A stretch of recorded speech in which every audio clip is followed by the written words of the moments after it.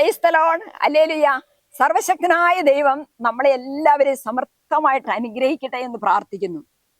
പ്രിയപ്പെട്ടവരെ, ഇന്ന് നമ്മൾ പഠിക്കുന്ന തിരുവചനം വിശുദ്ധ യോഹന്നാന്റെ സുവിശേഷം 4:10. യേശു അവളോട് പറഞ്ഞു, ദൈവത്തിന്റെ ദാനം എന്തെന്നും എനിക്ക് കുടിക്കാൻ തരിക എന്ന് നിന്നോട് ആവശ്യപ്പെടുന്നത് ആരെന്നും അറിഞ്ഞിരുന്നെങ്കിൽ നീ അവനോട് ചോദിക്കുകയും അവൻ നിനക്ക് ജീവജലം തരികയും ചെയ്യുമായിരുന്നു.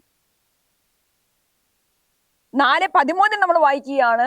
യേശു കൂട്ടിച്ചേർത്ത് പറയുന്നു, ഈ വെള്ളം കുടിക്കുന്ന ഏവനും വീണ്ടും ദാഹിക്കും.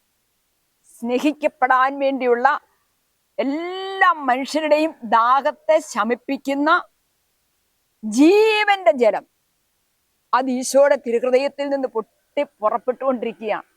മഴക്കാലം, വലിയൊരു ജലം, പ്രളയം, മഴ പെയ്തിറങ്ങി ഭൂമി മുഴുവനും ഇങ്ങനെ ജലം കൊണ്ട് നിറയുന്നത് പോലെ ഈശോയുടെ തിരുഹൃദയത്തിന്റെ ഈ മാസത്തില് ഈശോയുടെ തിരുഹൃദയത്തിൽ നിന്ന് ദാഹാർത്തരായ എല്ലാ മക്കൾക്കും കുടിക്കാൻ, ആസ്വദിക്കാൻ, അനുഭവിക്കാൻ ജീവന്റെ ജലം ഒഴുകുകയാണ്. പ്രിയപ്പെട്ടവരെ, നിത്യമായ സ്നേഹത്തിന്റെ ജീവന്റെ ജലം പൊട്ടിപ്പുറപ്പെടുന്ന ഈശോയുടെ തിരുഹൃദയത്തിലേക്ക് നമുക്ക് വരാം. എത്ര വലിയ പാപിയെയും ബലഹീനനെയും ചേർത്ത് പിടിച്ചുകൊണ്ട് ഈശോയുടെ തിരുഹൃദയം പറയുന്നത് ഇങ്ങനെയാണ്.